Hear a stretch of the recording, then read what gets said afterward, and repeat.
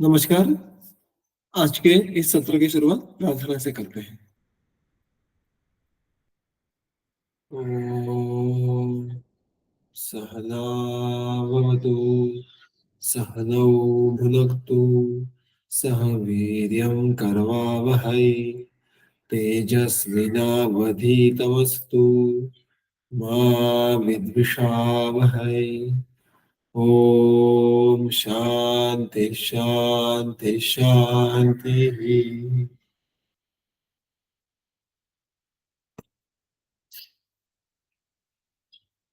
हमारे इस सुश्रुत संहिता शारीर स्थान अध्याय क्रमांक 1 सर्वभूत चिन्ह शारीर के अध्ययन में हम इसके पहले के सत्र में सूत्र क्रमांक 17 तक आगे पहुंचे थे।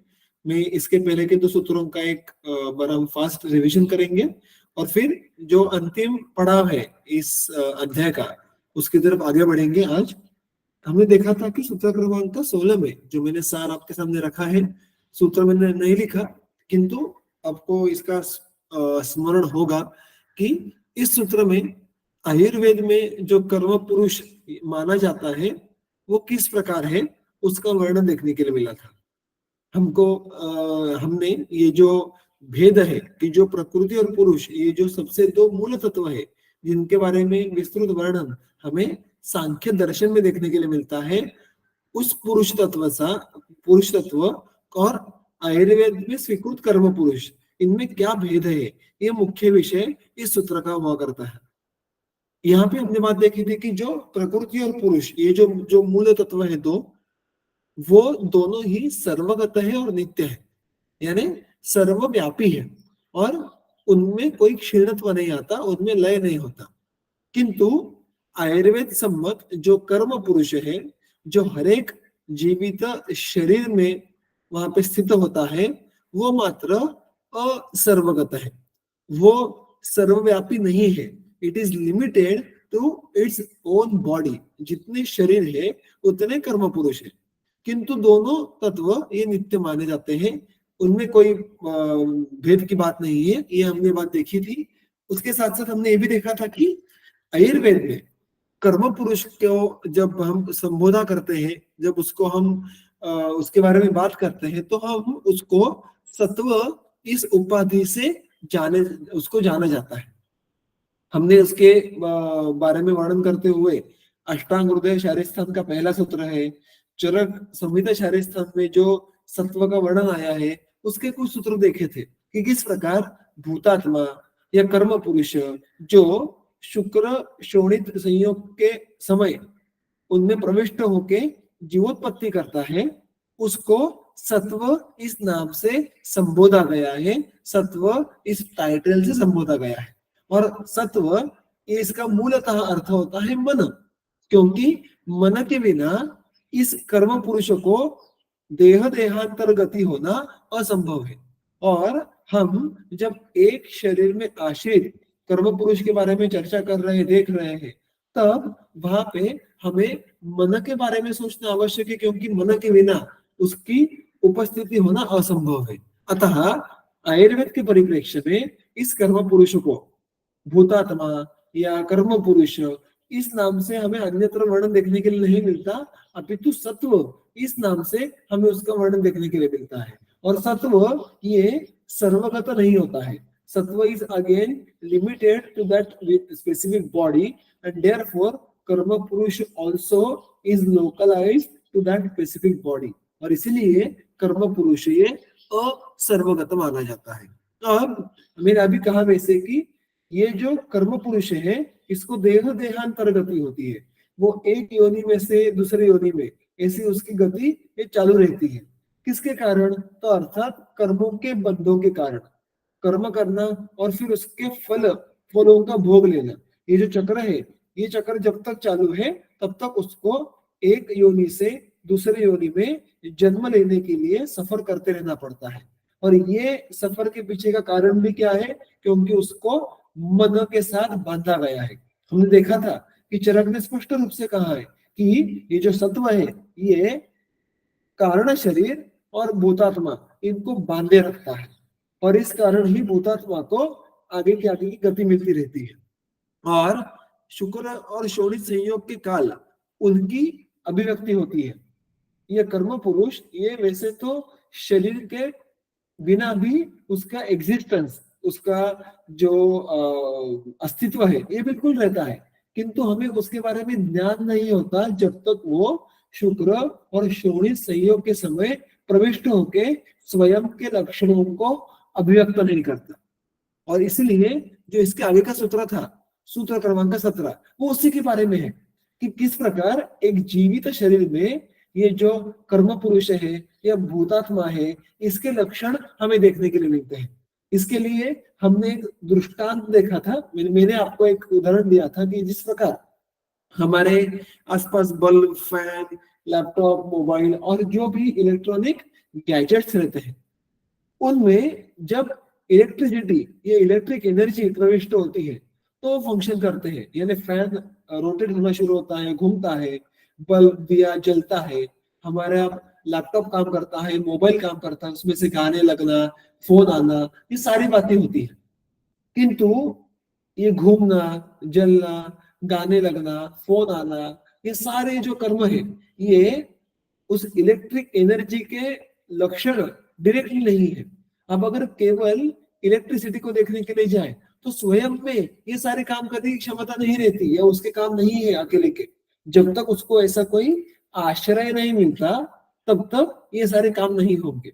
उसी प्रकार ये जो सारे लक्षण सूत्र क्रमांक 17 में दिए गए हैं, सुख दुख, इच्छा द्वेष इत्यादि, ये मूलतः उस पुरुष के, भूतात्मा के गुण नहीं है। मूल पुरुष तो निर्गुण है। प्रकृति जिस प्रकार से त्रिगुणात्मक है, सत्व रजतम, उस प्रकार पुरुष ये पूर्णतः निर्गुण है। उसमें किसी गुण का आरोप नहीं हो सकता है वहां मूल पुरुष पे। किंतु जब इस पुरुष का प्रतिबिंब ये जीवित शरीर में गिरता है, जब उसका प्रवेश ये शुक्र शोणित संयोग के समय होता है, तो उसके प्रवेश के कारण उस संयोग पुरुष में, उस क्षण धात्वात्मक पुरुष में हमें कुछ लक्षण देखने के लिए मिलते हैं। जैसे हम बल्ब, फैन, इनको देखकर ऐसा अनुमान लगाते हैं कि हाँ, इसमें से इलेक्ट्रिसिटी ये प्रवाहित हो रही है। वैसे ही हमें इस कर्म पुरुष के प्रति, संयोग पुरुष के प्रति देख के जिस लक्षणों को देखकर हम अनुमान लगा सकते हैं कि हाँ, इनमें भूतात्मा कर्म पुरुष उपस्थित है, वो सारे ये लक्षण सूत्र क्रमांक 17 में गुणाहा इस नाम से दिए गए हैं। यही लक्षण मैंने कहा वैसे कि चरक संहिता शारीस्थान अध्याय क्रमांक 1 में लिंगानि परमात्मनः इस नाम से दिए गए हैं कि परमात्मा इस शरीर में है। ये जानने के कौन कौन से लक्षण हैं, तो ये सारे लक्षण हैं।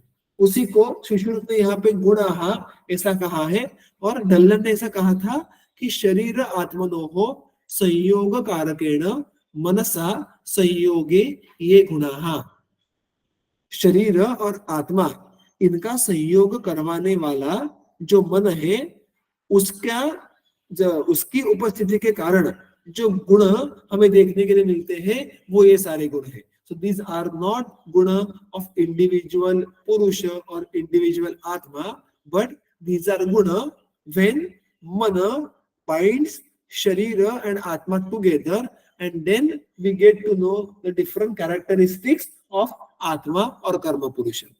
इसलिए ये सारे जो थे इसके अर्थ हमने देखे थे कि सुख दुख इच्छा द्वेष, उसके बारे में मैं पुनरुक्ति नहीं करूंगा, ये सब बातें आपको ज्ञात है। इसके पहले के सत्र में हमने इसके बारे में देखा था।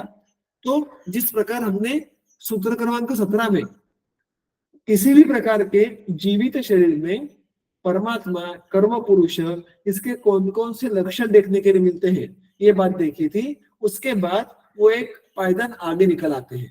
सूत्र क्रमांक 18 में सुश्रुत संहिता में क्या दिया है, वो कहते हैं, दल्लनाचार्य कहते हैं यहाँ पे, पुरुष गुणान अभिधाय शेषान सत्वादि युक्तस्य मनसः गुणान निर्दिशन आह। वो कहते हैं कि पुरुष गुणों को यहाँ पे वर्णन करने के बाद, कर्म पुरुष के एक सामान्य लक्षण वर्णन करने के बाद, शेषान सत्वादि युक्तस्य मनसः गुणान निर्दिशन।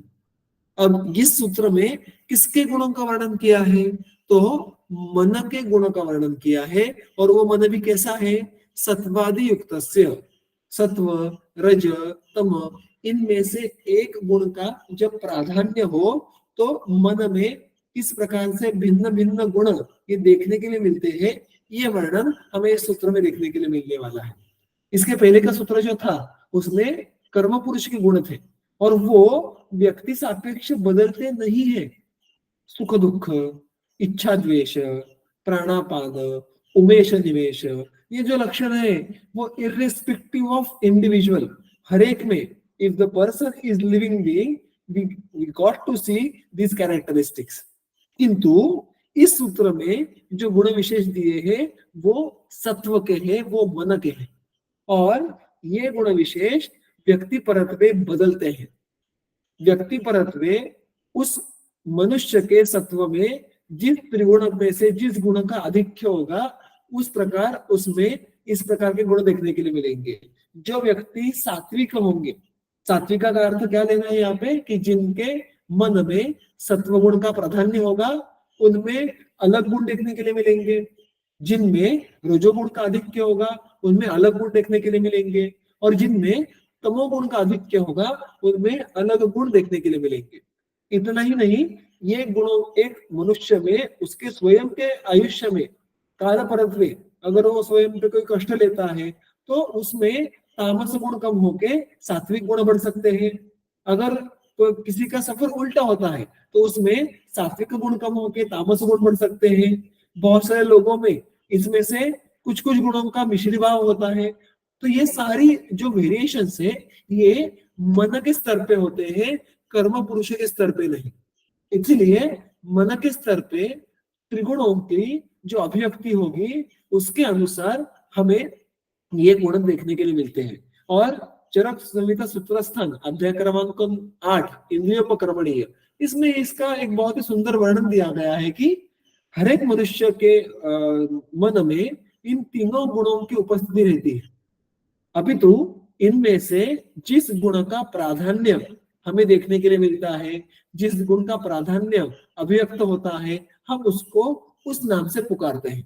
अगर जिस व्यक्ति में रजोगुण के कर्म अधिक देखने के लिए मिल रहे हैं, सत्व और तम गुण के भी कर्म देखने के लिए मिल रहे हैं, किंतु वो रजोगुण के कर्मों से कम है, तो हम उस व्यक्ति को राजस ऐसा पुकारेंगे। यही लॉजिक सात्विक तामस इसके लिए भी समझ के लेना है। सो यू डोंट थिंक कि हम आगे चलकर जो गुण पढ़ने वाले हैं उसमें से सात्विक गुण है वो सारे के सारे देखने के लिए मिलेंगे, बाकी दो प्रकार के गुणों की पूरी तरह से अनुपस्थिति होगी, ऐसा अपेक्षित नहीं है। और मैंने कहा वैसे कि this is different from person to person, from subject to subject. अतः सात्विकाः, राजसाः, तामसाः ये क्या है? तो ये सारे गुणाः, जैसे पहले कर्म पुरुष के गुण थे, अब ये मन के गुण इस प्रकार से यहाँ पे वर्णित किए गए हैं। तो ये क्या है? तो इनको हम एक एक करके देखेंगे। सबसे पहले सात्विकास्तु आनुशंस्यम संविभाग रुचिता तितिक्षा सत्यम धर्म आस्तिक्यम ज्ञानम बुद्धि मेधा स्मृति धृति अनभिसंगश्च, ये सारे सात्विक गुण कहे जाते हैं। वो कौन कौन से हैं? सात्विक गुणाः में से सबसे पहला आनुशंसन, आनुशंस्य, इसका अर्थ क्या दिया है? ये सारे जो भी डल्हन ने इसकी टीका में जो अलग अलग अर्थ दिए हैं वो मैंने आपके सामने रखे हैं। तो आनुशंस्य इसका अर्थ होता है अक्रूर कर्मकारित्वम, जो किसी भी प्रकार का क्रूर कर्म नहीं करता है उसको कहेंगे आनुशंस्य। देखिएगा, जो भी कर्म हमारे द्वारा किए जाते हैं उसके पीछे बुद्धि का रोल होता है। अगर आप ये हमारे संहिताओं में भी, जैसे कि चरक संहिता शारीस्थान पहला अध्याय, वहां का सूत्र, वहां की टीका देखो तो ये बात बहुत ही सुस्पष्ट हो जाती है कि ज्ञान ग्रहण प्रक्रिया में, जैसे हमने हमारे सत्रों में भी इसके पहले देखा है कि ज्ञान ग्रहण प्रक्रिया के अंत में बुद्धि रहती है। सारे विषयों का ग्रहण करके उस पे मन अहंकार इनका संस्कार होने के बाद जो अंतिमतः ज्ञान का प्रकाशन होता है वो बुद्धि में होता है। और जब ये निश्चयात्मिका बुद्धि कार्य करती है और निश्चित रूप से कोई ज्ञान होता है, तो उसके बाद बुद्धि के द्वारा ही कर्मेंद्रियों को, मन को कर्म करने के लिए प्रवृत्त किया जाता है। तो जो भी कर्म हम हमारे द्वारा किया जाता है उसके मूलतः बुद्धि होती है। अतः कोई भी व्यक्ति किस प्रकार के कर्म कर रहा है, किस प्रकार के कर्म नहीं कर रहा है, इसके द्वारा हम बुद्धि के बारे में अनुमान लगा सकते हैं। इसीलिए अगर आप देखो तो जो आयुर्वेद में त्रिविध हेतु कहे गए हैं, प्रज्ञा पराग, असात्म्य इंद्रियार्थ संयोग और काल, ऐसा वर्णन हमें चरक संहिता में देखने के लिए मिलता है यत्र तत्र। अगर आप अष्टांग हृदय की बात करें, जो पहले अध्याय में ही उन्होंने कहा है कि यही तीन हेतु कौन से हैं, तो कालार्थ कर्मणाम योगो ही न मिथ्याति मात्र कहा। तो वहां पे काल, अर्थ और कर्म, इनके ही न मिथ्या अति योग, इनको मूल कारण कहा गया है। अर्थात काल के ही न मिथ्या अति योग, इसको ही चरक ने काल या परिणाम ऐसा कहा है। अर्थ, इसका ही न मिथ्या अति योग, इनको ही असात्मेन्द्रियार्थ संयोग ऐसा कहा है। किंतु जो चरक संहिता में प्रज्ञापराध नाम से आता है, उसको वाग्भट के पहले अध्याय में कर्मों का ही न मिथ्या अति योग ऐसा कहा है। तो यह बात हमें अन्यत्र भी देखने के लिए मिलती है। कहने की बात ऐसी है कि प्रज्ञापराध ही आगे चलकर जो असम्यक अयोग्य कर्म है उनको जन्म देता है। अतः प्रज्ञापराध और असम्यक कर्म, इनमें कोई भेद नहीं रहता। प्रज्ञापराध के कारण ही प्रज्ञापराध ही इन कर्मों का मूल होता है। अतः ये सब कहने की बात क्या यहाँ पे क्यों कह रहा हूं मैं, क्योंकि सबसे पहला जो गुण है अनुशंस्यम, ये कर्म द्वारा दर्शाया गया है कि जो व्यक्ति कोई क्रूर कर्म नहीं करता उसको सात्विक मानिएगा। उसकी उस स्पेसिफिक ट्रेड को, उस स्पेसिफिक गुण विशेष को आप सात्विक मानिएगा। क्योंकि क्रूर कर्म करने की प्रवृत्ति ना होना ये क्यों होता है, क्योंकि उसके मन में सत्व गुण का प्राधान्य है। तो आगे चलकर भी अगर कोई कर्म देखने के लिए मिले तो उस कर्म के मूलतः इन तीन गुणों में से एक गुण होगा, ये बात हमें अनुमान करके समझ के लेनी है। संविभाग रुचिता, रुचि यानी पसंद, संविभाग यानी विभाग करके, बांट के, इसका अर्थ क्या होता है, संविभज्य भुक्तुम अभिलाषुकता। जो व्यक्ति अगर किसी वस्तु का उपभोग लेना है तो वो जो उसके साथ व्यक्ति है उनको बांट कर उसका उपभोग लेता है। यानी इन द सिंपल लैंग्वेज, अगर कोई वस्तु किसी के पास है और उसका उपभोग लेना है, फिर वो आहार हो, कोई पसंदीदा उसका अनुभव हो, किसी बात को अगर उसको एंजॉय करना है, तो वो आसपास के व्यक्तियों के साथ उस वस्तु को शेयर करके एंजॉय करता है। सो संविभाग रुचिता, भोग लेना है तो अकेला भोग नहीं लेगा, वो जो उसके आसमंत में व्यक्ति है उनको बांटकर जो उसको स्वयं को हर्ष होने वाला है, सुख प्राप्ति होने वाली है, वो सारे व्यक्तियों को हो, इस मनीषा से सब में वो वस्तु बांट के स्वयं उपभोग लेता है। इसको कहना है संविभाग रुचिता। तितिक्षा का अर्थ होता है क्षमा, क्षमाशीलता। सत्यम, सत्यम की जो टीका दी है वो बहुत ही इंटरेस्टिंग है। यहाँ पे डलगन कहते हैं सत्यम का अर्थ है भूतहितम तथ्यम वचाहवा। अगर जो भी तथ्य है, जो भी फैक्ट है, वचाह या जो भी बात है, एनी फैक्ट और एनी स्टेटमेंट विच इज भूतहित, अर्थात जो सत्य यानी ऑब्वियसली जो फैक्चुअल है, किंतु जो सामने के व्यक्ति के, सामने के प्राणी मात्र के हित में भी है, उसको यहाँ पे सत्य कहा गया है। जो सामने के मनुष्य को मन, ये मन में क्लेश, मन में दुख उत्पन्न करने के लिए सत्य वचन कहता है, वो प्रवृत्ति सात्विक नहीं कही गई। यहाँ पे सत्य इस शब्द के द्वारा भूतहित और तथ्य, इन दोनों बातों को एक साथ रखा गया है। The one which is in benefit of the person in front and one which is also truthful, which is also factual. तो ये दोनों एस्पेक्ट होना यहाँ पे आवश्यक कहे गए हैं। जो हमारे शास्त्रों में भी इसका उल्लेख किया गया है कि सत्यम ब्रूयात प्रियम ब्रूयात, सत्य बात कीजिएगा, प्रिय बात कीजिएगा, और उसके आगे ऐसा आता है कि अप्रिय सत्य होगा तो उसके बारे में बात मत कीजिएगा। सो अप्रियम सत्यम न ब्रूयात, ऐसा कहा जाता है। तो यहाँ पर ये बात बहुत ही व्यावहारिक है, बहुत ही सटीक है कि यहाँ पे सात्विक गुणों में सत्य का इस प्रकार अर्थ लिया है कि सामने वाले को दुखाना नहीं है, इस प्रकार से तथ्यों का और जो वस्तु स्थिति का है, जो वस्तु स्थिति का जो ज्ञान करवा के लेना है, वो उसके पीछे का प्रयोजन ये सामने वाले के हित में होना चाहिए, अहित में होना ये यहाँ पे अपेक्षा नहीं है। धर्म, धर्म का अर्थ क्या लिया यहाँ पे, मैंने इसके पहले भी बहुत बार कह चुका हूं कि धर्म का अर्थ हमारे संस्कृति में कभी भी रिलीजन ऐसा नहीं हुआ करता था।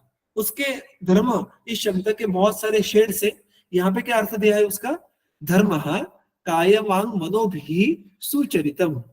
धर्म का अर्थ है काया वाचा मन, जो कर्म करते हैं इनके द्वारा सुचरितम।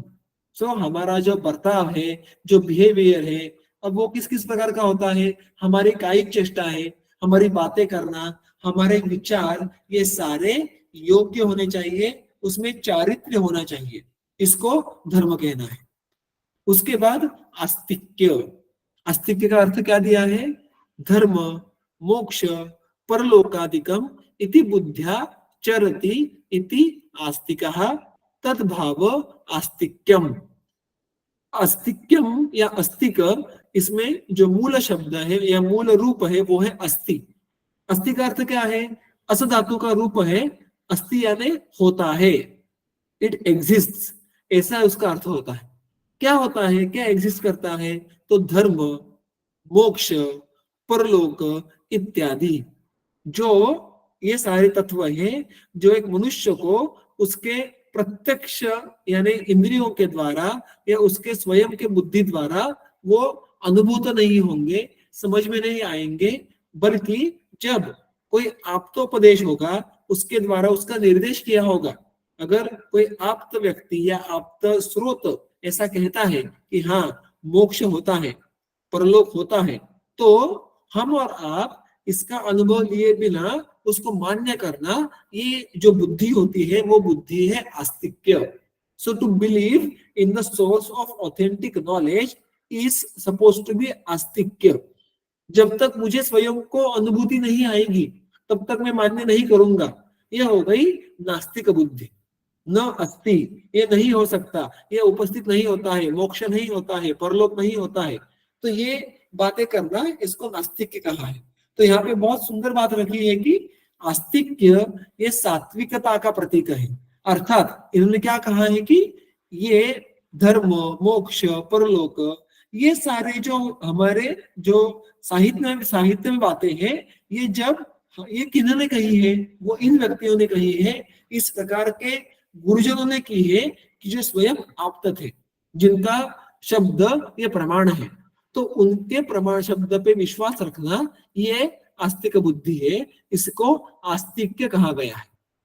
ज्ञानम, ज्ञानम और विज्ञानम, इसके बारे में जो दो अलग अलग शब्द है उसके बारे में हमने इसके पहले देखा था। इसके पहले के सूत्र में विज्ञान शब्द आया था कि शिल्प शास्त्रादि ज्ञानम, और यहाँ पे ज्ञान शब्द आया है, उसका अर्थ दिया है आत्मज्ञानम।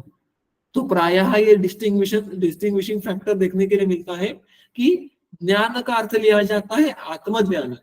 मोक्ष प्राप्ति के लिए जिस ज्ञान की आवश्यकता है उसको ज्ञान कहा जाता है, और जो व्यावहारिक शास्त्र है, मैंने कहा वैसे शिल्प शास्त्र आदि, जिसको आप आर्ट्स कह सकते हैं, या अन्य स्किल्स होते हैं, उनको सीखने के लिए जो शास्त्र आवश्यक होते हैं उनको हमारे ग्रंथ में विज्ञान ऐसा कहा गया है। तो ज्ञान यानी आत्मज्ञान होने की क्षमता होना, ये एक सात्विक ट्रेट है। बुद्धि, बुद्धि का अर्थ क्या दिया है यहाँ पे, तत्काल विषया। इसके बारे में भी कुछ चर्चा हमने की थी कि बुद्धि ये तत्काल उत्पन्न होती है, क्षणिका और निश्चयात्मिका, ऐसे बुद्धि के दो कैरेक्टरिस्टिक हमें चरक संहिता में देखने के लिए मिलते हैं। क्षणिका यानी क्यों, क्योंकि हमने देखा था वैसे कि बुद्धि, ये चक्रपाणी ने जो बात कही है कि कुल मिला के 6 प्रकार की होती है। पंच इंद्रिय बुद्धि, और मनोबुद्धि। इंद्रिय बुद्धि यानी क्या? जब अब मैं आपसे ये बात कह रहा हूं, इस विषय का अध्यापन कर रहा हूं, तो आप मेरी बात सुन रहे हो। अब जिस क्षण मेरे शब्दों का संयोग आपके कर्णेंद्रिय से होगा, उस क्षण आप में जो श्रोत्रेंद्रिय है, वहां पे इस शब्द का संयोग होने के कारण शब्द बुद्धि उत्पन्न होती है। So that is the knowledge which is appearing by the sound of my voice. और वो उस क्षण उत्पन्न हो रही है जिस क्षण आप मेरी बात सुन रहे हो, और ये एक परंपरा चलती है। It is a continuous process.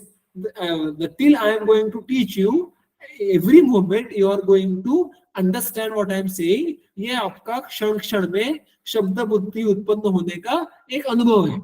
उसी प्रकार अगर आप स्क्रीन की तरफ देख रहे हो, किसी अन्य भाव पदार्थ की तरफ देख रहे हो, तो चक्षुर बुद्धि उस समय उत्पन्न होती है। जब तक आप उस वस्तु को देखते हो, उस समय तक हर एक मोमेंट में चक्षुर बुद्धि उत्पन्न होती है। सो सिमिलरली हर एक इंद्रियार्थों की बुद्धि उत्पन्न होती है। ये बात क्या समझाती है कि यहाँ पर बुद्धि का अर्थ लेना है तत्काल विषया। In the moment when you are experiencing something, at that moment whatever you are experiencing is known as बुद्धि। ऐसा बुद्धि का अर्थ यहाँ पे लेना है। तो ये सात्विक लोग कैसे होते हैं? ये सात्विक गुण क्या होता है? They are alert, they are aware about this knowledge perception process. ज्ञान ग्रहण प्रक्रिया में हम उस समय क्या सुन रहे हैं, किस बात का अनुभव कर रहे हैं, इसके बारे में सजग होना, अवेयर होना, इसको यहाँ पे बुद्धि ऐसा कहा गया है। मेधा, इसका अर्थ क्या है? ग्रंथावधारण शक्ति, grasping power in simplistic language. धृति ही मनसा नियमात्मिका बुद्धि ही। धृति का अर्थ क्या है?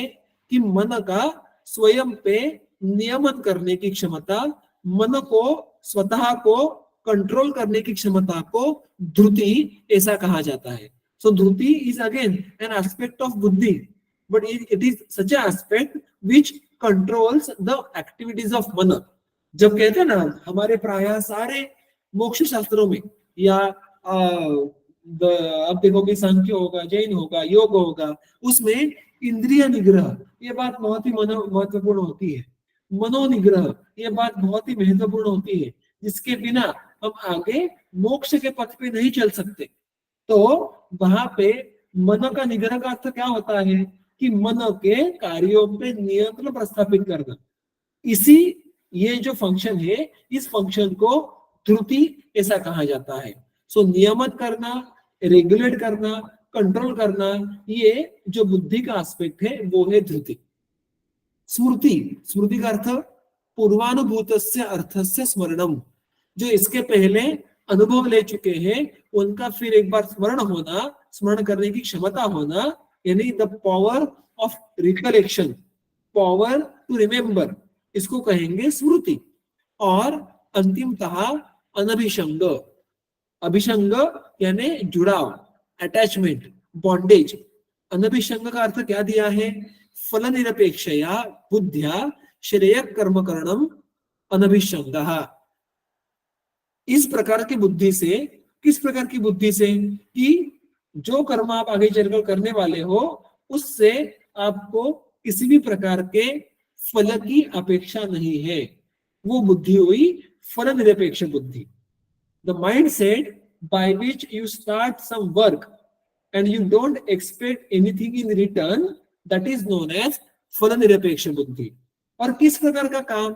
श्रेय कर्म। श्रेय कर्म something which is in the benefit of the society. तो जो काम कर रहे हैं वो भी श्रेयस्कर है, और उस काम से आपको स्वयं को किसी प्रकार के फल की अपेक्षा नहीं है। इस प्रकार का जो मानसिकता होती है उसको अनभिसंग कहा है। जो हम प्राय देखते हैं कि सेवा भाव से काम करना, जो हमारी भाषा में कहते हैं, उसी को यहाँ पे अनभिसंग कहा है। कि अन्य लोगों के लिए, अन्य लोगों के हित में कार्य करना और उसके कोई फल, उसके इन रिटर्न किसी बात की, किसी लाभ की अपेक्षा ना करना, इसको यहाँ पे अनभिसंग कहा है। तो ये सारे सात्विक गुण हो गए। अब राजस गुण देखिएगा, दुख बहुलता, अटनशीलता, अद्रुति, अहंकार, अनृतिकत्व, अकारुण्यम, दंभ, मान, हर्ष, काम, क्रोध च। इसके अर्थ क्या क्या है? दुख बहुलता, ये राजस गुण में हमें हमेशा वो व्यक्ति दुखी देखने के लिए मिलता है। अटनशीलता, अटन का अर्थ होता है घूमना, ये व्यक्ति एक जगह पे स्थिर बहुत कम समय बैठ पाएगा, ये हमेशा अटनशील, will be always active and always on move, एक जगह पे स्थिर बैठना ये इससे नहीं हो पाता, इन प्रकार के गुणों के कारण नहीं हो पाता, क्योंकि रज गुण का ही प्रवृत्ति ही है गतिमान होना। रज in itself is gatimat, and therefore the person in which the predominance of raja will be seen, that person will also be continuously moving here and there. अध्रुति ही, अध्रुति, जो ध्रुति का अर्थ हमने अभी अभी देखा, उसके विपरीत मनसः अधीरता, मन चंचल होता है, मन पे कोई नियंत्रण नहीं रहता, वो कभी इस विषय में कभी उस विषय में हमेशा बंधा जाता है, उसको कहना है अध्रुति। अहंकार, अहंकार यानी ईगो, जो हम सबको नहीं आता है शब्द।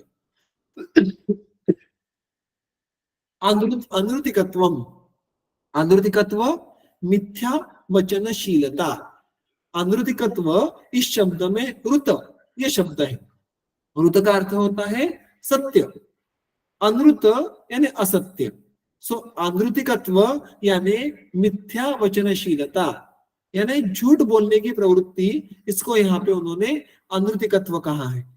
अकारुण्य यानी निर्दयत्व, निर्दय भाव, ये सब बातें जो शब्दों के बारे में हम सब जानते हैं, जो शब्द हिंदी में मराठी में वही अर्थ दिखाते हैं, उनके बारे में मैं अधिक एलेबोरेशन नहीं करूंगा, अर्थात क्योंकि दया भाव नहीं होना, निर्दय वृत्ति से लोगों के साथ बर्ताव करना, ये भी राजसिक गुण है। दंभ, दंभ का अर्थ है मायावी या कपट, जिसके मन में कपट होता है, जो दूसरों के साथ बर्ताव करते वक्त मन में कुछ छल करने का मानस रखता है, उसको कहना है दंभ भाव। मान, मान इसका अर्थ है आत्मनि उत्कर्ष बुद्धि ही, केवल मेरा अच्छा कैसा हो इसी बुद्धि से काम करते रहना, इसी बुद्धि से व्यवहार करना, इसको कहेंगे, इस प्रवृत्ति को कहेंगे मान। तो only to think about one's own wellness, one's own benefit is known as मान।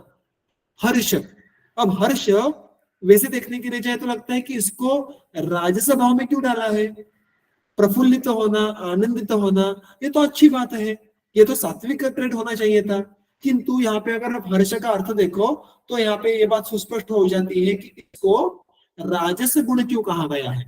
तो वह यहाँ पे कहते हैं इष्ट श्रवण जन्य सुख, ऐसा जो शब्द कल्पद्रुम है नाम का शब्दकोश है, वहां पे अर्थ आया है। तो हर्ष का अर्थ यहाँ पे क्या लिया जाना चाहिए, इष्ट श्रवण, की जो पसंदीदा विषय है उसका ग्रहण करने के बाद जो सुख होता है उसको हर्ष कहा है, यानी सुख इस प्रकार का उत्पन्न होना जो आपको पसंदीदा इंद्रियार्थ है उनका सेवन किया जाने के बाद, जो मुझे खाना पसंद है, मुझे कोई डेलिकेसी पसंद है, मुझे मीठा पसंद है, मैं समझो कल जाके वड़ा पाव खाऊंगा या मैं कुछ डोनट खाऊंगा, और वो खाने के समय जो मुझे आनंद मिलेगा उसको हर्ष कहा है। या मुझे कोई गाना पसंद है, जो गाना सुनूंगा तो मुझे मन में जो सुख उत्पन्न होगा उसको हर्ष कहा है। या मेरा कोई अच्छा टीवी शो देखूंगा, कोई रील देखूंगा, उसको देखने के समय जो आनंद उत्पन्न होगा, सुख उत्पन्न होगा, उसको हर्ष कहा है। सो हर्ष here is something which is completely dependent on बाह्य विषय, शब्द, स्पर्श, रूप, रसगंध, इनके द्वारा जो मन में सुखानुभूति होती है उसको हर्ष कहा है। किंतु ये सारी इस प्रकार की जो सुखानुभूति होती है ये टेम्पररी होती है, ये नष्ट प्राय होने वाली होती है, it doesn't stay for eternal. और जब इस विषयों का सेवन हम बंद कर देते हैं तो हमें दुख की अनुभूति होती है कि अरे यार मुझे और चाहिए, ये क्यों खत्म हुआ, ये क्यों पूरा हुआ। तो इसलिए ये इस प्रकार का जो सुख है जो हमें इंद्रियार्थों से प्राप्त होता है वो क्षणिक होता है, नष्ट प्राय होता है, और इन लॉन्ग टर्म इन सुखों से दुख की उत्पत्ति होती है। एंड देयरफॉर दिस सुख is not permanent, this sukha is not eternal, and therefore this is not classified under the satvika, but it is classified under the rajas, because this all materialistic जो subject से जिससे हमें खुशी मिलती है वो खुशी टेम्पररी होती है, नष्टप्राय होती है, और उस चक्र में आगे चल से दुख की उत्पत्ति होती है। अतः हर्ष इस भाव को भी राजस भाव कहा गया है। काम, क्रोध, ये दोनों भाव हम सब जानते हैं। किसी के प्रति, किसी वस्तु के प्रति आसक्ति होना, किसी के प्रति क्रुद्ध होना, anger, these are also the characteristics of rajas. Okay, अब तामस कौन कौन से गुण है? विषादित्वम, विषादित्वम मूढ़ता, यानी किसी भी निर्णय क्षमता का अभाव होना, या किसी भी जो कहते हैं कि विवेक की बात आए, योग्य का अयोग्य का, मेरे हित में क्या है, मेरे अहित में क्या है, इस विशिष्ट सोच के बारे में अनिश्चित रहना, इसको यहाँ पे कहेंगे विषादित्व या मूढ़ता, नास्तिक्य, जो हमने इसके पहले देखा था सात्विक भाव में। अब यहाँ पे बहुत सारे सात्विक भावों के एकदम से विपरीत अर्थ हमें देखने के लिए मिलते हैं। नास्तिक्य, जो आस्तिक्य का हमने अर्थ देखा था, आस्तिक का भाव यानी आस्तिक्य, धर्म, मोक्ष, परलोक होता है, ऐसी जो जिसकी बुद्धि होती है वो आस्तिक्य बुद्धि। और जो विपरीत बुद्धि का होता है, मुझे व्यक्तिशः उसका अनुभव नहीं है, क्यों मैं इन सारे तत्वों में मानूं, ये जो जिसकी बुद्धि होती है वो होती है नास्तिक बुद्धि। तो इस बुद्धि को उन्होंने तामस गुण के भीतर क्लासिफाई किया है। अधर्मे शीलम यस्य, अधर्मशीलता, अधर्मशीलता, धर्म का अर्थ क्या है वो भी हमने अभी अभी देखा, उसके विपरीत बर्ताव करना, उसके विपरीत शीलन जिसका होता है, आचार जिसका होता है, उसको अधर्मशीलता ऐसा कहा जाता है। बुद्धे है निरोधा, बुद्धे निरोधा, बुद्धि का अर्थ हमने देखा कि ज्ञानग्रहण प्रक्रिया अच्छे से होना। जिन व्यक्तियों में उस प्रकार का ज्ञान ये ढंग से नहीं होता, ज्ञानग्रहण प्रक्रिया अयथावत होती है, उसको यहाँ पे कहा है बुद्धे है निरोधा। अज्ञानम, जो आत्मज्ञान है, उसकी जो पड़ाव होते हैं, उसके जो क्रम होता है, कि मैंने कहा वैसे कि सबसे पहले इंद्रियों के बारे में, मन के बारे में, धी धैर्य इत्यादि जो तत्व है, जिनको समझने के बाद आत्मज्ञान अच्छे से होने वाला है, उनके प्रति बिल्कुल ज्ञान न होना, उसको यहाँ पे अज्ञान कहा गया है। दुर्मेधस्त्वम, दुर्मेधस्त्वम दुष्ट बुद्धित्व। तो जब ये दु नामक उपसर्ग लगता है तो इसका अर्थ हमारे सिंपल लैंग्वेज में होता है कि बुरा। तो दुष्ट बुद्धित्व, बुद्धि में इस प्रकार के भाव कि दूसरे का कुछ भला ना हो, या स्वयं के बारे में भी योग्य निर्णय लेने की क्षमता ना हो, यह हो गई दुर्मेधस्त्व या दुष्ट बुद्धित्व। अकर्मशीलता, अकर्मशीलता कर्मणि अनुत्साह, अनुत्साह यानी कोई भी नया कार्य शुरू करने के लिए अप्रवृत्ति होना। उत्साह का अर्थ ऐसा कहा गया है कि कोई भी कर्म शुरू करने के पहले जो एक मोटिवेशन लगता है, एक जो एनर्जी लगती है, उसको उत्साह माना जाता है। अनुत्साह यानी कोई नई वस्तु, कोई नया कर्म ये शुरू करने के प्रति अप्रवृत्ति होना, कोई एनर्जी नहीं होना, ऐसा मन में भाव ही ना होना कि चलो कुछ तो करते हैं, उसको कहना है अनुत्साह। उसी को यहाँ पे अकर्मशीलता ऐसा कहा है।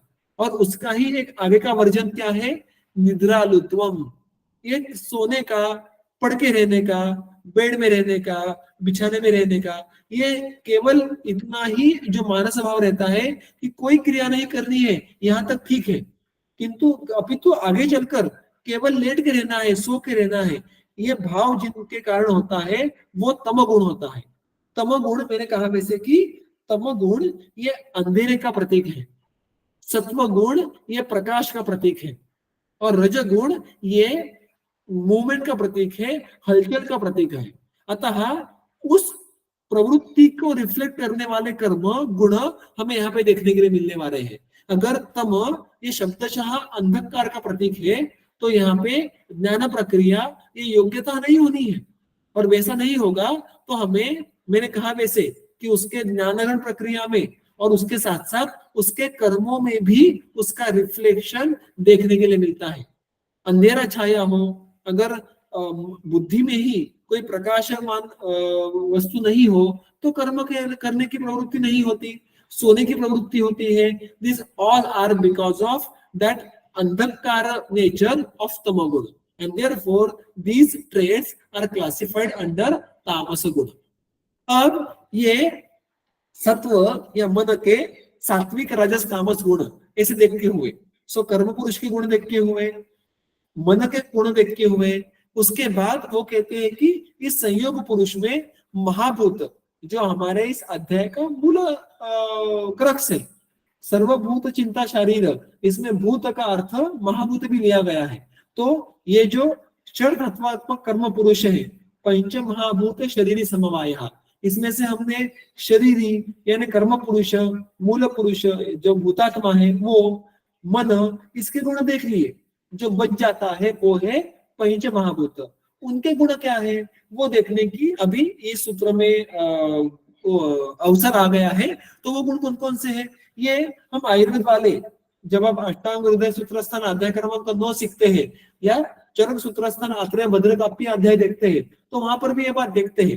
तो ये बातें तुलनात्मक रीत्या हमारे लिए समझना सुलभ है, सरल है, क्योंकि मुझे इसकी निश्चिति है कि ये इसके पहले भी हम और आप पहले कहीं तो पढ़ चुके होंगे। तो इसको अब हम देखेंगे कि महाभूतों के कौन कौन से भिन्न भिन्न गुण हमें हमारे शरीर में देखने के लिए मिलते हैं। अंतरिक्ष, अंतरिक्ष यानी आकाश महाभूत के गुण कौन कौन से हैं, शब्द, शब्देंद्रिय, सर्व छिद्र समूह और विविक्तता। तो ये सबको अभी जो जो उस महाभूत के अर्थ है, शब्द, स्पर्श, रूप, रसगंध, वो उस महाभूत के हमारे शरीर के गुण होने वाले हैं। जिस प्रकार का शब्द हमारे शरीर में उत्पन्न होगा वो अर्थात आकाश महाभूत का गुण होगा। जिस प्रकार के भिन्न भिन्न वर्ण रूप हमारे शरीर में उत्पन्न होते हैं वो मूल कार्य वो अग्नि महाभूत का है, एंड सो ऑन। सो शब्द, स्पर्श, रूप, रसगंध ये क्रमशः उस महाभूत के गुण होने वाले हैं। ये बात तो बहुत सरल है। उसके आगे चल के शब्देंद्रिय, आप देखो तो नीचे भी वायव्याः में स्पर्शेंद्रिय आया है, तेजसः में रूपेंद्रिय आया है। तो अर्थात उस इंद्रिय में जिस महाभूत का आधिक्य है वो इंद्रिय उस महाभूत का गुण या महाभूत का लक्षण माना जाता है। अतः आकाश महाभूत के गुणों का वर्णन करने के समय शब्द, शब्देंद्रिय, वायव्य यानी वायु महाभूत के गुणों का वर्णन करने के समय स्पर्श, स्पर्शेंद्रिय, इस प्रकार का ट्रेंड हमें पांचों महाभूतों में देखने के लिए मिलने वाला है। ये छोड़ के जो अन्य गुण विशेष है, जो अन्य कैरेक्टरिस्टिक्स है, वो कौन कौन से हैं? तो अंतरिक्ष सर्व छिद्र समूह, हमारे शरीर में जो जो भी छिद्र है, जहां जहां पर भी वेकेंट स्पेसेस है, जहां जहां पर भी ल्यूमेंस है, वो सारे आकाश महाभूत के कार्य हैं। और विविक्तता, विविक्तता गलन कहते हैं शारीराणाम भावानाम सिरा, स्नायु, अस्थि, पेशी प्रभृति नाम जाति व्यक्तिभ्याम मिथः पृथक्त्वम। हमें हमारे शरीर में जो भिन्न भिन्न 700 सिराएं हैं, 900 स्नायु है, अस्थि है, पेशी है, ऐसे जो सारे भिन्न भिन्न प्रत्यंग है, अवयव है, वो हमें भिन्न भिन्न देखने के लिए मिलते हैं। दे मिथः पृथक्त्वम, मिथा पृथक्त्वम यानी मिथः यानी एक दूसरे से, पृथक्त्व यानी separate. So we could see if we do dissection, जब भी आप कभी डिसेक्शन करते हैं तो आपको हर एक पेशी, हर एक स्नायु भिन्न भिन्न देखने के लिए मिलते हैं। सो दिस ईच भाव, एवरी स्नायु, एवरी अस्थि has a different existence and it is separated from the other भाव पदार्थ। ये जो एक दूसरे से पृथक्त्व है उसको कहा है विविक्तता, और एक दूसरे से पृथक्त्व होने के लिए उसके बीच में आकाश का होना अत्यंत आवश्यक है। अतः आकाश महाभूत के कारण हमें शरीर में इस प्रकार की विविक्तता, पृथक्त्व देखने के लिए मिलता है। वायव्य, वायव्य में क्या कौन कौन से गुण आए हैं? स्पर्शः, स्पर्शेंद्रिय, उसके साथ साथ सर्वचेष्टा समूह, शरीर के भीतर जो भी शरीर के द्वारा जो भी क्रिया की जाती है, चेष्टा मुख्यतः यहाँ पे अर्थ है शरीर में जो जो यहाँ पे कर्म हम देखने के लिए मिलते हैं, उत्क्षेपण अपक्षेपण जो भी हो गए सारे कार्य, मैं बात कर रहा हूँ, मेरा हाथ हिल रहा है, मेरे पैर, मेरे होठ, जो भी चेष्टाएं देखने के लिए मिलती है, ये सारे अर्थात वायु का कैरेक्टरिस्टिक्स है। सर्व शरीर स्पंदनम, शरीर के भीतर जो भी स्पंदन है, जो भी सूक्ष्माति सूक्ष्म स्पंद भाव है, चलन है, फिर वो हमारी नाड़ियों का स्पंद होगा, हमारा विचार होगा, ये सारे स्पंद भाव है, वहां तक सारे वायु के कैरेक्टरिस्टिक्स हैं। और लघुता, शरीर में लाघव होना, लघु भाव होना, ये भी क्या है? ये भी वायव्य गुण है। तेजस गुण कौन कौन से हैं? रूपम, रूपेंद्रियम, ये हम देख चुके हैं पहले। वर्ण, शरीर में हमें किसी के शरीर को देखकर, दूर से देखकर जो हमें वर्ण प्रतीत होता है, वो भी तेजस महाभूत का यानी अग्नि महाभूत का कार्य है। संताप, जो उष्ण स्पर्श है, वो भी इस तेजस का गुणों का ही कैरेक्टरिस्टिक्स है। भ्राजिष्णुता, भ्राजिष्णुता दीप्तता, वर्ण और तेज, इसमें डिफरेंस है। किसी के शरीर का वर्ण ये अलग हो सकता है, अपितु वर्ण निरपेक्ष भी कोई व्यक्ति ये तेजस्वी दिखता है, वो तेज, वो दीप्ति, उसको यहाँ पे उन्होंने भ्राजिष्णु ऐसा कहा है। पक्ति, पक्ति अर्थात हमारा अग्नि, जिसके द्वारा आहार पचन की प्रक्रिया होती है, वो भी अर्थात अग्नि महाभूत का गुण है। अमर्ष, अमर्ष का अर्थ है क्रोध। तैष्ण्य, तैष्ण्य ये जिस प्रकार से विभूषिति गुण है, उसी प्रकार से यहाँ पे जो उसका मानस भाव के अनुषंग से अर्थ लिया है, वो है आशु क्रिया। कोई भी क्रिया झट से, जल्दी से करने की क्षमता होना, उसको यहाँ पे डल्लन तैक्ष्ण्य इस प्रकार से पुकारते हैं। आशु क्रिया, अत्यल्प समय में कोई क्रिया करना। और शौर्य, शौर्य ये ट्रेड हम सबको ज्ञात है, शूरता होना, there is zeal in performance, able to perform in the adverse conditions, इसको हम शौर्य कहेंगे। तो ये मानस भाव भी अग्नि महाभूत के गुण विशेष है। आप्य कौन कौन से है? रसः, रसनेन्द्रिय, सर्वद्रव समूह, नीचे जो टीका लिखी है डल्लन की, उन्होंने वही बात कही है। सर्वद्रव समूह दोष धातु मलेषु द्रुतिमत द्रव्य निवह, निवह का अर्थ है समूह, कि हमारे शरीर में दोष धातु मलों में जो भी द्रुतिमत, जिसमें भी बहाव है, जिसमें भी फ्लो है, जो बहता है, उस तत्व को आप्य महाभूत का गुण मानना है। सो वॉट एवर इज द्रवीभूत, whatever is liquid in our body is a part of आप महाभूत, जल महाभूत। गुरुता, आप महाभूत भी गुरु होता है, अतः उस कारण भी गौरव उत्पन्न होता है। शैत्य, शीत, ये गुण मूलतः जल महाभूत का है, अतः हमारे शरीर में भी जहां जहां पे शैत्य होगा, उसके मूलतः जल महाभूत होता है। ये बात यहाँ पे उन्होंने एक ग्रॉस कैरेक्टरिस्टिक के हिसाब से कही है। स्नेह, स्नेह भाव भी आप महाभूत के कारण ही होता है। और रेतः, रेतः यानी शुक्र, तो ये सारे ये जल महाभूत के शरीर में उपस्थित गुण या कैरेक्टरिस्टिक्स है। और पार्थिव गुण कौन कौन से हैं? गंध, गंधेन्द्रिय, उसके बाद सर्वमूर्त समूह, यानी दोष धातु मलेषु यह कश्चित काठिन्य निवह, तो काठिन्य यानी बहुत हार्ड, ऐसा शब्दशः अर्थ यहाँ पे लेना नहीं है। मूर्त, whichever body entity has got structure, a specific formation, उसको मूर्तता ऐसा कहना है। तो हम देखते हैं कि हम जब बैठते हैं तो हमारे अस्थि में, स्नायु में, इवन हमारे रक्त में, कि हर एक हमारे शरीर के भाव पदार्थ में एक विशिष्ट स्ट्रक्चर, शेप, फॉर्म होता है। वो किस कारण होता है? वो पृथ्वी महाभूत के कारण होता है। और उसके साथ साथ अंतिमतः गुरुता या गौरव, ये पृथ्वी महाभूत का एक गुण विशेष शरीर स्थित है।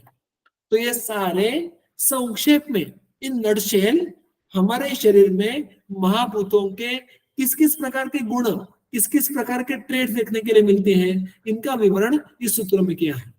और अभी आगे चल के जो हम इस महाभूतों के बारे में चिंतन कर रहे हैं, इन महाभूतों का और त्रिगुणों का संबंध क्या आता है, ये बात यहाँ पे कही है।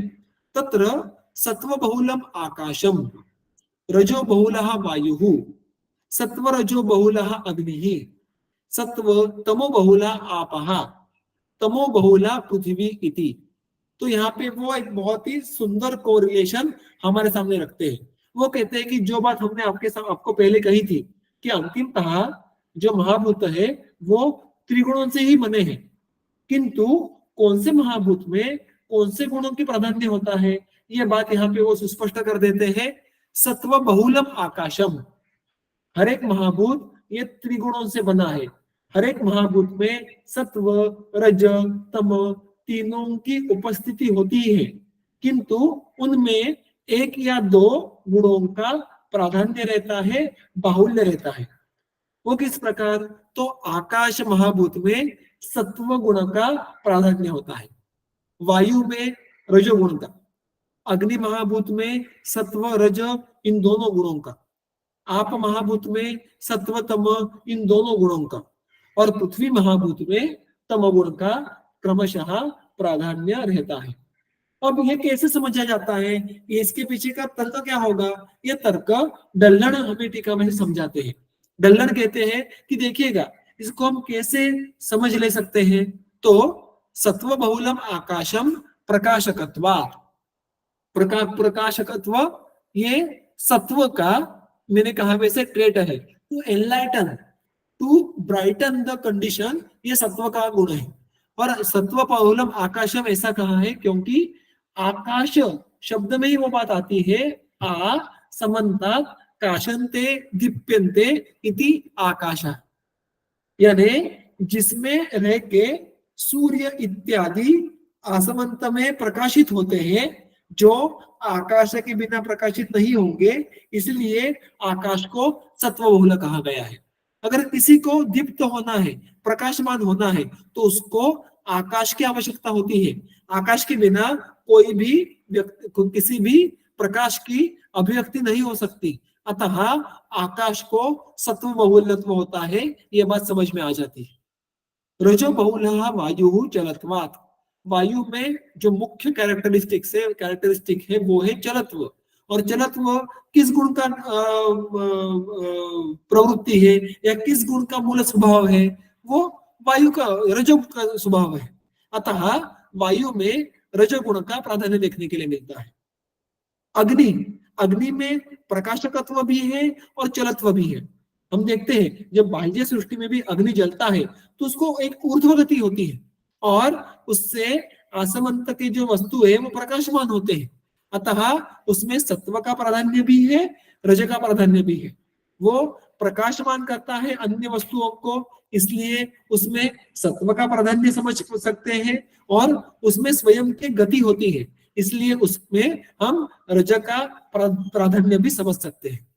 सत्वतमो बहुला आपः स्वच्छत्वात् प्रकाशकत्वात् गुरुत्वात् आवरणत्वाच्च, जल महाभूत देखे अगर आप, तो वो स्वच्छ होता है, तरल होता है, उसके साथ साथ उसको भी स्वयं का एक रूप होता है। उसमें अगर हम प्रकाश डालें तो वो स्वयं भी दीप्त होता है। अगर नीला रंग अगर उसमें प्रविष्ट हो जाए तो वो भी नीला हो जाता है। तो उसमें स्वच्छत्व प्रकाशकत्व होने के कारण उसमें भी सत्व गुण का प्राधान्य है, और उसके साथ साथ उसमें गुरुत्व भी है और आवरकत्व भी है। वो वस्तुओं को आवृत कर सकता है, उनका लिंपन कर सकता है, अतः उसमें तमोगुण का आधिक्य समझ सकते हैं। तो अतः क्रमशः स्वच्छता और प्रकाशकत्व इस कारण सत्वगुण का, और गुरुत्व और आवरकत्व इस कारण तमोगुण का प्राधान्य समझ के लेना, ये आप महाभूत के प्रति हमें हमारा ज्ञान हो सकता है। और अंतिमतः पृथ्वी अत्यंत आवरकत्वात्, पृथ्वी में अत्यंत आवर्कत्व होता है। आवर्क यानी अन्य वस्तुओं को झाग देना, अन्य वस्तुओं पर आवरण डाल देना। तो ये जो प्रवृत्ति होती है ये पृथ्वी महाभूत की प्रवृत्ति होती है। और किसी वस्तु को झांकना, उसका ज्ञान ना होने देना, ये प्रवृत्ति किस गुण की है? ये प्रवृत्ति तमोगुण की है। अतः पृथ्वी में तमोगुण का प्राधान्य हमें देखने के लिए मिलता है, इसलिए तमो बहुला पृथ्वी ऐसा कहा गया है। अब ये सुश्रुत संहिता ने यहाँ पे बहुत ही संक्षेप में बात हमें कही है। इनके प्रकाशकत्व, आवर्कत्व, गुरुत्व, इन सारे बातों का विस्तार अगर पढ़ना है तो हमें सांख्य दर्शन में जाके उनकी जो मूल संहिताएं हैं, उनके मूल ग्रंथ हैं, उनकी टीकाएं वो पढ़ना अपेक्षित है। तो यहाँ पे मैं वो विस्तार नहीं कर रहा क्योंकि वो मेरे क्षमता के परे है। और हमारा जो अधिकरण है वैद्यक, आयुर्वेद, उनमें इसके विस्तार की आवश्यकता नहीं है। इसीलिए सुश्रुत संहिता में भी ये विषय यहाँ तक ही कहा है कि त्रिगुण और महाभूतों का कोरिलेशन किस प्रकार है, उसका एलेबोरेशन देखना है तो वो हमारे कॉन्टेक्स्ट के बाहर है, इसलिए हमारे संहिताओं में उसका वर्णन नहीं आता है। अतः यहाँ पर जितना वर्णन किया है उतना ही समझ के लेना हमारे लिए काफी है। और इसके साथ फिर जो इसके आगे का सूत्र आता है, श्लोकौच अत्र भवतः, श्लोकौच अत्र भवतः यानी यहाँ पर 2 श्लोकों के उच्चारण किया जाता है।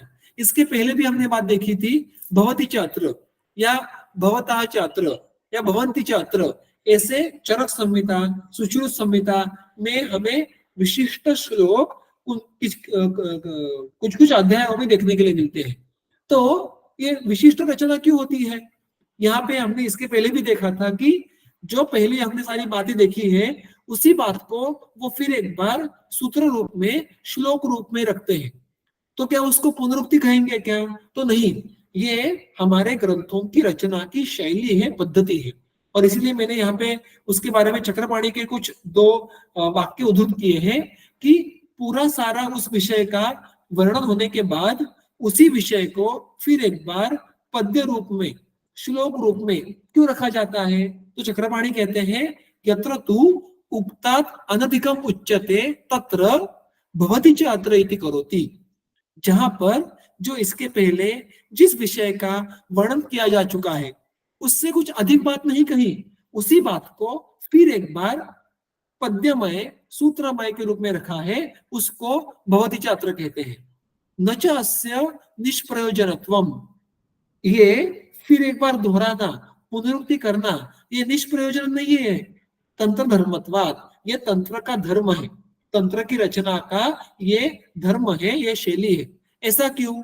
वो कहते हैं पूर्व व्याख्यातार्थ संग्रहार्थम, जो पूर्व व्याख्यान किया गया है, व्याख्यान का अर्थ है जिस विषय का विस्तार से वर्णन किया गया है उसके अर्थ संग्रहार्थम, उसका जो अर्थ है, उसका जो प्रयोजन है या उसका जो विषय है उसको संक्षेप में कहने के प्रयोजन से, to summarise what they have told in elaborated manner, जो उसकी समरी सूत्र रूप में की जाती है। यदा श्लोकेन वक्तुम आरभते तदा, उस समय भवति च अत्र इति करोति, तब हमें इस प्रकार से भवति च अत्र इस नाम से श्लोक देखने के लिए मिलते हैं।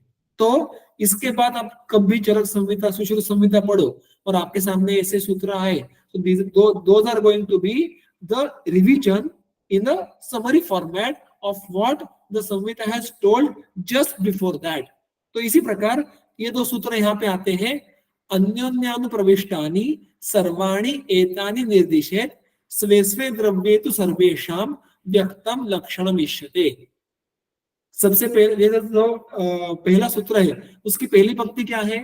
अन्योन्य अनुप्रविष्टानि सर्वाणि एतानि निर्दिशेत्। एतानि, एतानि यानी ये सारे, कौन? तो महाभूत। इसके पहले किसकी चर्चा चल रही थी? तो महाभूतों की। अतः इस सर्वनाम का अर्थ भी क्या है? सर्वाणि एतानि महाभूतानि। वो कैसे हैं? वो है अन्योन्य अनुप्रविष्टानि, वो एक दूसरे में क्रमशः प्रविष्ट हुए हैं, इस प्रकार से उनका निर्देश किया गया है।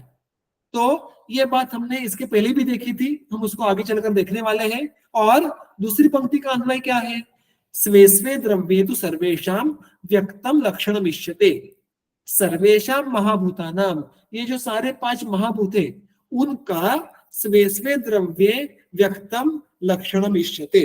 जो हमने अभी सारे उसके लक्षण देखे, गुण देखे कि अग्नि महाभूत के कारण संताप होता है, पृथ्वी महाभूत के कारण गौरव होता है, जल महाभूत के कारण शैत्य होता है, वगैरह वगैरह।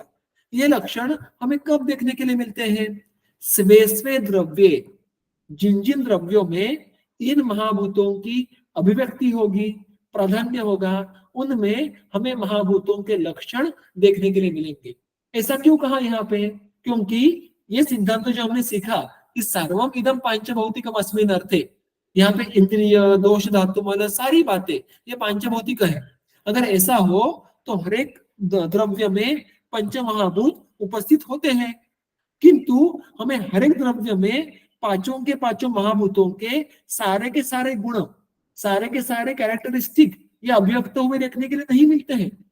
अपितु उन महाभूतों में से जिस महाभूतों की विशेष अभिव्यक्ति होती है, प्राधान्य होता है, उनके ही हमें गुण कर्म देखने के लिए मिलेंगे। और वही बात यहाँ पे वो संक्षेप में कह रहे हैं कि सर्वेषां महाभूतानां स्वे स्वे द्रव्ये, स्वयं स्वयं का प्राधान्य जिस स्वयं का प्राधान्य जिन जिन द्रव्यों में होगा, वहां वहां पे उन महाभूतों के अभिव्यक्ति के लक्षण हमें देखने के लिए मिलेंगे।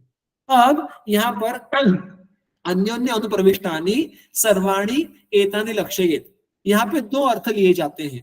एक जो अर्थ जो हमने हमारे पहले की कक्षा में देखा है कि किस प्रकार से पंच महाभूतों की क्रमशः उत्पत्ति होती है, जो मैंने गलन की टीका हमने इसके पहले देखी थी, इसी अध्याय की सूत्र क्रमांक 4 की, वो मैंने यहाँ पे फिर एक बार कोट की है।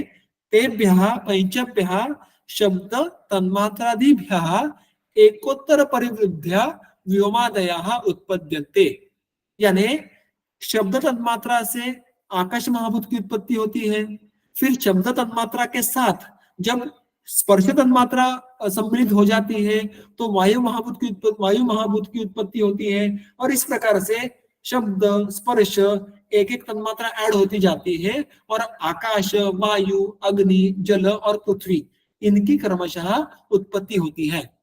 तो ये अन्योन्य अनुप्रविष्ट यानी अनु यानी क्रमशः, या एक के बाद एक प्रविष्ट होना यानी तन्मात्रा का प्रवेश होना एक के आगे एक महाभूत में, ये महाभूतों की उत्पत्ति का एक हमने जो वर्णन देखा था, ये इसका अर्थ हो सकता है।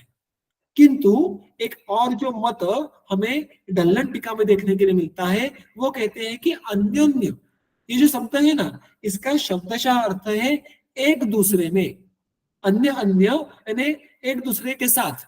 तो यहाँ पे एक के बाद एक ऐसा अर्थ लेने के बजाय एक दूसरे में अनुप्रविष्ट, एक दूसरे में घुल मिल गए हैं, ऐसा अगर अर्थ लिया तो यहाँ पे क्या उसका यह हो जाता है मथितार्थ कि जो हम प्रायः जिसको पंचीकरण सिद्धांत से जानते हैं, यानी जो भी हम सारे यहाँ पे हमारे आसपास स्थूल महाभूत देखते हैं, उन हर एक महाभूतों में जो सूक्ष्म महाभूत है उसका प्राधान्य रहता है, और उर्वरित चार महाभूत अल्प प्रमाण में रहते हैं।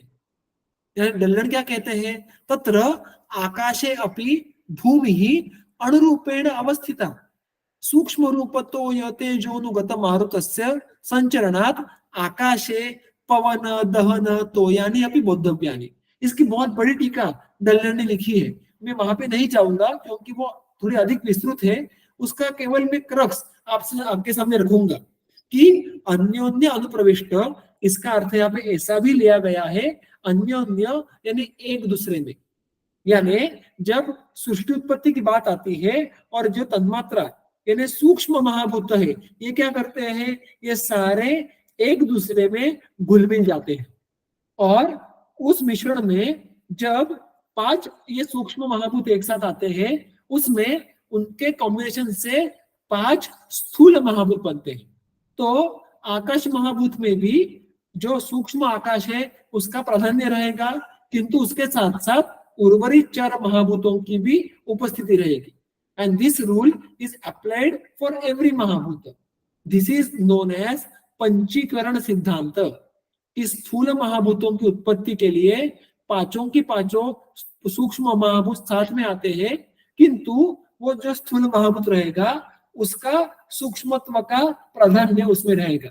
यानी अगर पृथ्वी ये स्थूल महाभूत है तो उसमें पृथ्वी सूक्ष्म महाभूत का प्राधान्य रहेगा, किंतु उसमें जल, अग्नि, आकाश, वायु इनकी भी उपस्थिति रहेगी।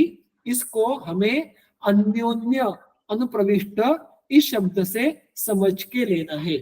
तो अन्योन्य अनुप्रविष्ट, इसके दो अर्थ हमने देखे संभवतः, जो दोनों सत्य हो सकते हैं।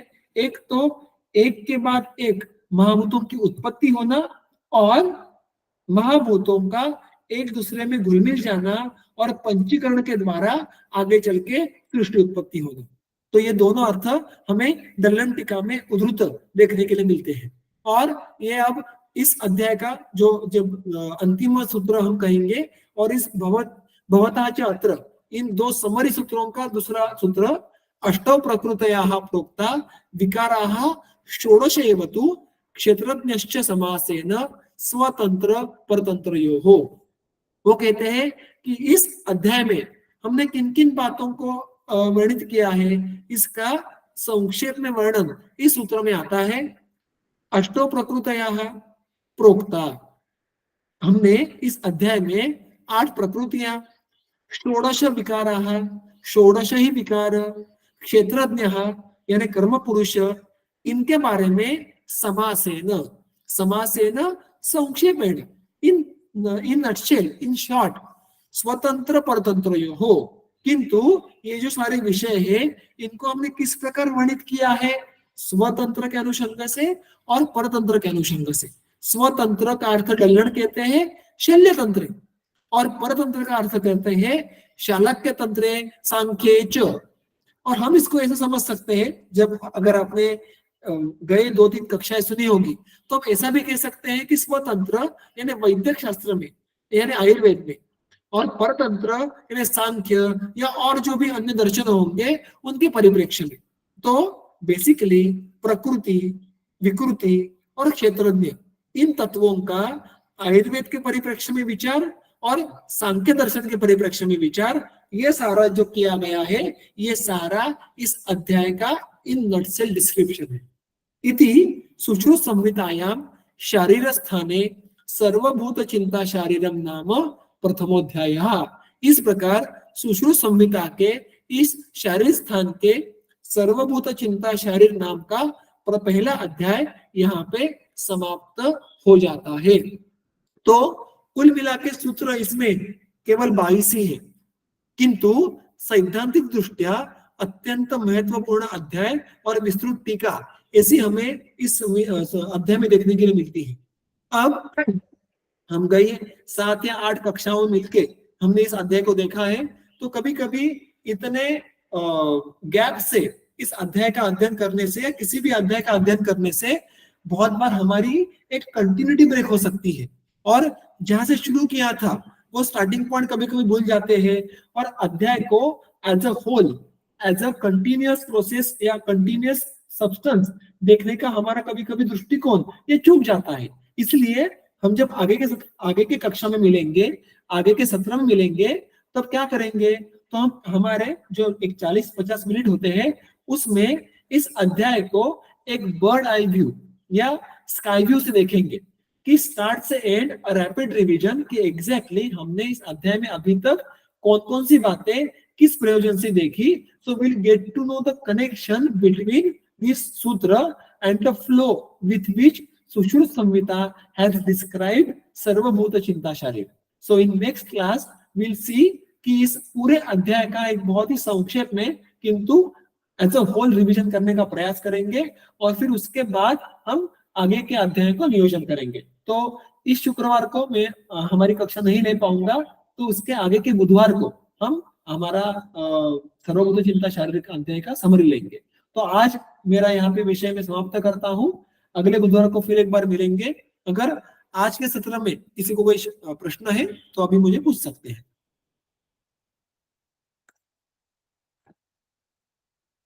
सर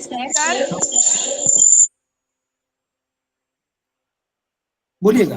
मेरा ये क्वेश्चन है कि जैसे जल महाभूत आपने बोला था कि वो द्रुतिमान है, ऐसे आगे बढ़ने वाला द्रव्य समूह है, तो हाँ हाँ, वो जैसे जल बह रहा है तो उसमें जल का खुद का गुण है ये, या फिर वायु हेल्प कर रही है उसमें बहने में?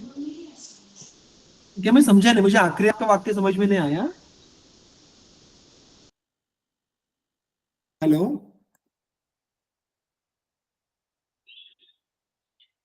हेलो। Yes sir.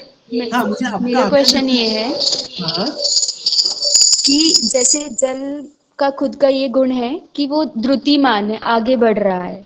हाँ हाँ सर्व समूह दोष धातु मलेशु द्रुतिमान द्रव्य निवाह, ये हाँ दलहन की टीका में आप बताए थे। हाँ तो वो बह रहा है, मतलब उसको वायु बहा रही है या उसके स्वयं का गुण है जो वो हाँ बह हाँ। रहा है? नहीं, अच्छा प्रश्न है। नहीं नहीं, उसको वायु नहीं बहा रही, देखिएगा।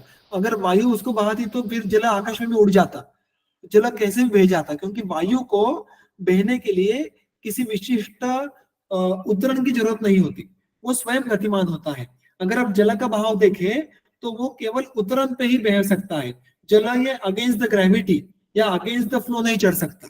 सो उसमें आप बात कर रहे हो, बिल्कुल सही है कि अल्टीमेटली जल महाबुद्ध भी त्रिगुण से बना है, तो उसमें जो भी गति है स्वयं की, उसमें रजोगुण का रिफ्लेक्शन होगा।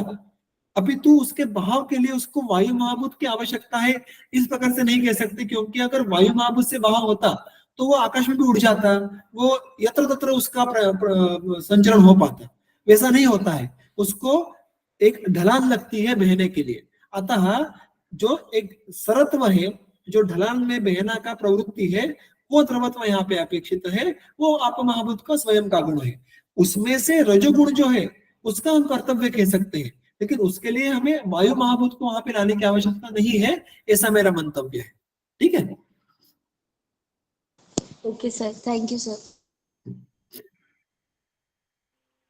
सर हाँ बोलिए।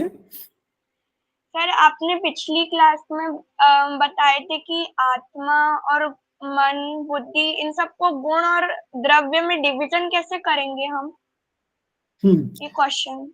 नहीं, अभी अगेन यहाँ पे दो दृष्टिकोण आ जाते हैं। अगर आप सांख्य दर्शन देखो तो ये क्लासिफिकेशन बहुत ही भिन्न हो जाता है, क्योंकि वो मूलतः देखते हैं, क्योंकि वहां पे वो कहते हैं कि द्रव्य, यह सारी संकल्पनाएं बाद में आती है। तो मैं सांख्य दर्शन के अनुसार, मेरा वो एनीवे पढ़ाई का बड़ा विषय ना होने के कारण मैं वहां पे नहीं जाऊंगा। आयुर्वेद के परिप्रेक्ष्य में अगर देखने के लिए जाए तो चरक सूत्रस्थान पहले अध्याय में ये सारे उत्तर मिल जाते हैं कि आत्मा, मन, काल, दिशा और पंच महाभूत ये सारे द्रव्य है, और बुद्धि ये गुण विशेष है। ये बहुत ही स्पष्ट रीत्या हमें चरक सूत्रस्थान एक में देखने के लिए मिलता है। अतः आयुर्वेद के परिप्रेक्ष्य में आत्मा, मन ये द्रव्य है और बुद्धि ये गुण है, ऐसा हमें समझ के लेना है। Yes sir. सर आपने अभी ये जल का जो गुण बताए हैं कि वो बहता है ग्रेविटी के अकॉर्डिंग, तो सर बादल में भी तो जल तत्व होता है, तो वो तो मतलब हवा के अकॉर्डिंग इधर उधर जाता है, तो उसको क्या समझे?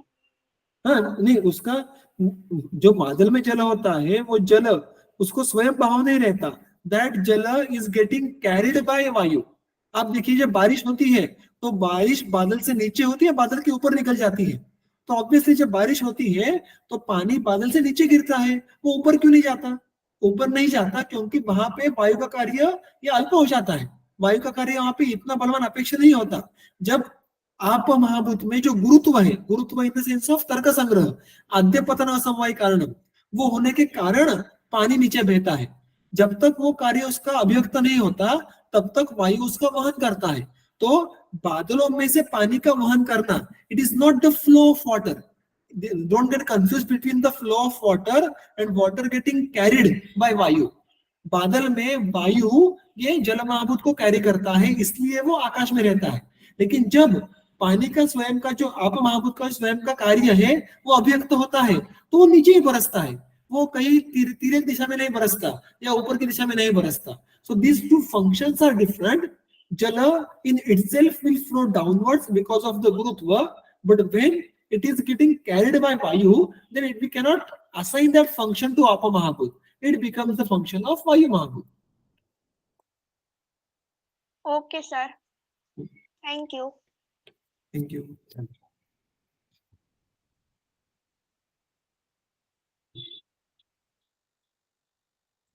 ठीक है, अगर कोई अन्य प्रश्न नहीं हो तो फिर यहाँ पे हमारा सत्र समाप्त करते हैं।